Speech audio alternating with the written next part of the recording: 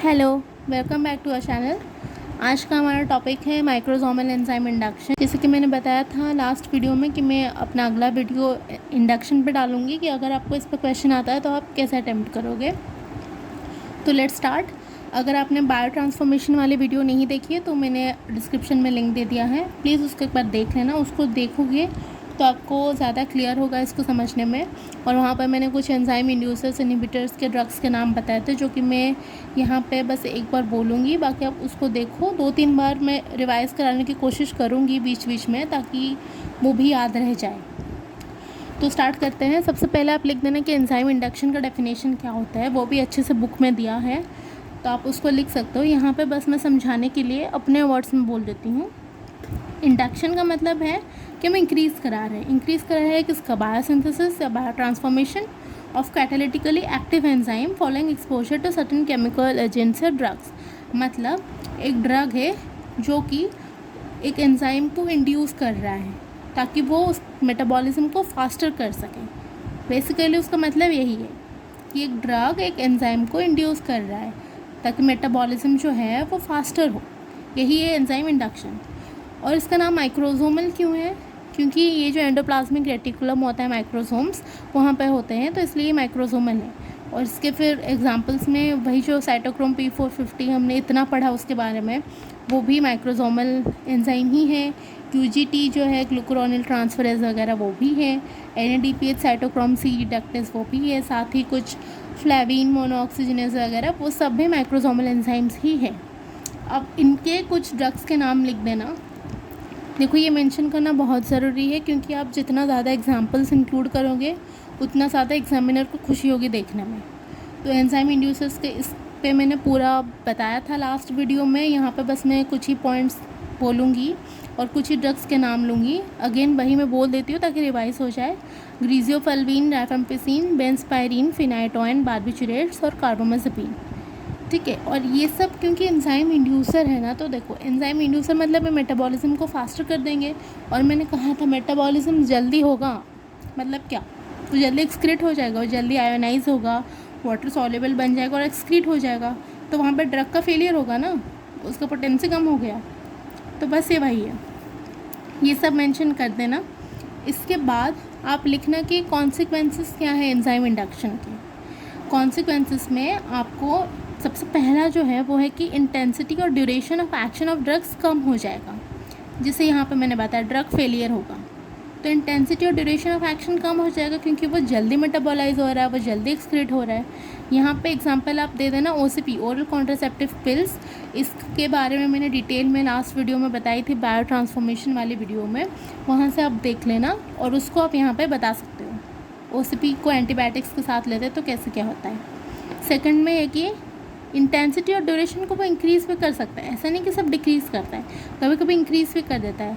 जैसे पैरासीटामोल में, पैरासीटामोल का जो एक्टिव फॉर्म जैसे NABQI जो कि है N-एसिटाइल पाराबेंजोक्विनामीन, तो उसके वजह से इसका इंटेंसिटी और ड्यूरेशन ज़्यादा हो सकता है, that can even lead to toxicity. ठीक है। अब थर्ड पॉइंट में है कि टॉलरेंस या ऑटो इंडक्शन। अब खुद ब खुद वो टॉलरेट अगर हो जाएगा अपने को लेके, तो उसका बेस्ट एग्जांपल है कार्बामाज़ेपिन। आपको याद है एंटी एपिलेप्टिक्स पर मैंने जो वीडियोस बनाए थे उसमें मैंने बताया था कि टॉलरेंस कौन से उनके एक्टिविटी के लिए बढ़ता है, कौन से के लिए टॉलरेंस डेवलप करता है, किसके लिए नहीं करता है। तो वैसे ही थर्ड पॉइंट में है टॉलरेंस डेवलप कर सकता है। फोर्थ में है एंडोजिनस सब्सट्रेट्स, मतलब कुछ अपने बॉडी के कुछ एंडोजिनस सब्सट्रेट्स होंगे जिनका भी मेटाबॉलिज्म फास्टर हो सकता है ये इंडक्शन की वजह से। फॉर एग्जांपल स्टेरॉइड्स हो गए, बिलिरुबिन हो गया। फिफ्थ में है एक्यूट इंटरमिटेंट पोर्फायरिया। अब ये क्यों होगा? क्योंकि इसमें जो पोर्फायरिन सिंथेसिस है उसका इंक्रीज़ हो जाएगा, पोर्फायरिन सिंथेसिस इंक्रीज़ होगा, क्योंकि जो ALA सिंथेटेज होता है, अगेन वो हीम मेटाबॉलिज्म का एंजाइम है, तो वहाँ पे ALA सिंथेटेज जो होता है वो उसका इंडक्शन होगा, तो वो रिड्यूस हो जाएगा, तो उस वजह से पोर्फायरिन इंक्रीज़ होगा, तो एक्यूट इंटरमिटेंट पोर्फायरिया हो सकता है। फिर सिक्स्थ नंबर पे है कि adjustment of dose of another drug. अगर हम एक एंजाइम इंड्यूसर दे रहे हैं ना, तो साथ ही हमको अगर उसके साथ कोई दूसरा ड्रग दे रहे हैं तो उसके डोज को भी मैनेज करना पड़ता है, जैसे ओरल एंटीकोएगुलेंट्स का या फिर हाइपोग्लाइसेमिक्स का, एंटी हाइपरटेंसिव्स का, क्योंकि अगर हम उनको मैनेज नहीं किए तो ड्रग फेलियर वगैरह हो सकता है। ठीक है। तो ये सब आपको लिखना है उसके कॉन्सिक्वेंसेस में। अब इनको हम यूज़ कहाँ कर सकते हैं, ये जो एंजाइम इंडक्शन वाला पार्ट है इसको हम कहाँ यूज़ कर सकते हैं, लीवर डिजीज़ पे। अब अगर एक बंदे को लीवर डिजीज़ है तो वो क्या, उसको मेटाबॉलिज्म करने में दिक्कत हो रहा होगा ना, तो वहाँ पे ड्रग जाके स्टोर होकर टॉक्सिसिटी कर सकता है, क्योंकि ड्रग का मेटाबॉलिज्म लेट हो रहा है। तो वहाँ पे अगर हम ऐसे ड्रग्स देंगे जो कि इंड्यूस कराएंगे तो उनका मेटाबॉलिज्म फास्टर हो जाएंगे, वो एक्सक्रीट हो जाएंगे, वहाँ पे दे सकते हैं। सेम वैसे ही सेम केस होता है टॉक्सिसिटी या पॉइजनिंग में, वहाँ पे भी हम ये एंजाइम इंड्यूसर्स को दे सकते हैं। स्पेसिफिक एंटीडोट्स अवेलेबल हैं। दूसरा क्या है, कॉन्जेनिटल नॉन हीमोलाइटिक जॉन्डिस में, जैसे मैंने बताया अभी पोर्फायरिया का, वैसे ही नॉन हीमोलाइटिक जॉन्डिस में, क्योंकि बिलिरुबिन्स वगैरह का भी जल्दी से मेटाबोलाइज करके उनको एक्सक्रीट करवा देंगे। कुशिंग सिंड्रोम में, तो ये कुछ यूजेस हैं उनके। तो अगर माइक्रोसोमल एंजाइम इंडक्शन आता है, आपको उसका डेफिनेशन लिखना है और माइक्रोसोम क्यों बोलते हैं वो लिखना, ड्रग्स के नाम मेंशन करना, कॉन्सिक्वेंसेस में एग्जांपल्स के साथ लिखना और यूजेस लिखना, ये हो जाएगा एंजाइम इंडक्शन। अब एक दूसरे टॉपिक में आते हैं जो है फर्स्ट पास मेटाबॉलिज्म, और ये भी एक शॉर्ट नोट जैसा आ सकता है, ये भी इम्पॉर्टेंट है, इसके बारे में भी यहीं पे पढ़ लेंगे। फर्स्ट पास मेटाबॉलिज्म मतलब देखो, सबसे पहले इसके नाम से देखो, प्री सिस्टमिक, मतलब सिस्टम में जाने से पहले जो मेटाबॉलिज्म होता है उसको बोलते हैं फर्स्ट पास मेटाबॉलिज्म। तो डेफिनेशन में भी वही है कि metabolism of the drug during its passage from absorption site into systemic circulation, मतलब जो ड्रग का जब एब्जॉर्प्शन होता है वहाँ से लेकर वो सिस्टमिक सर्कुलेशन में पहुँचने से पहले जो उसका मेटाबॉलिज्म हो जाता है ड्यूरिंग दैट प्रोसेस, उसी को बोलते हैं फर्स्ट पास मेटाबॉलिज्म। जनरली जो ड्रग्स को हम ओरली लेते हैं, जिनका रूट ऑफ एडमिनिस्ट्रेशन ओरल होता है, उनमें फ़र्स्ट पास मेटाबॉलिज्म बहुत ज़्यादा होता है, और जिनको हम दूसरे रूट से लेते हैं जैसे सबलिंगुअल या ट्रांसडर्मल या पैरेंट्रल, उनमें फर्स्ट पास मेटाबॉलिज्म ऑलमोस्ट नहीं होता। ओके, अब यहाँ पे एक और टर्म है जिसके बारे में आपको मेंशन करना है, वो हेपेटिक एक्सट्रैक्शन रेशियो। ER मतलब एक्सट्रैक्शन रेशियो। इसका क्या है, ये क्या बोलता है कि fraction of absorbed drug prevented by liver from reaching the systemic circulation, मतलब कितना ड्रग का कितना फ्रैक्शन को लीवर रोक देता है और ताकि वो सिस्टमिक सर्कुलेशन में ना पहुंच पाए, इसीलिए तो है हेपेटिक एक्सट्रैक्शन रेशियो, मतलब हेपेटिक जो है लीवर वो कितना एक्सट्रैक्ट करके रख रहा है ड्रग का फ्रैक्शन। ये मैंने आपको इसलिए बताया यहाँ पे क्योंकि या तो ये वाइवास में आपको पूछ सकता है कि हेपेटिक एक्सट्रैक्शन रेशियो क्या होता है, डिफाइन करो, या फिर अगर आप फर्स्ट पास मेटाबॉलिज्म के बारे में लिख रहे हो तो आपको पता है फर्स्ट पास मेटाबॉलिज्म या तो लीवर में होता है या फिर इंटेस्टाइन में होता है, तो वहाँ पर भी आपको इस टर्म को एक्सप्लेन करना है। अब आ जाता है कुछ फैक्टर्स में जो कि फर्स्ट पास मेटाबॉलिज्म में उनका रोल है। सबसे पहले तो ओरल डोज, मैंने कह दिया कि ओरल डोज है तो उसका फर्स्ट पास मेटाबॉलिज्म ज़्यादा हो जाएगा।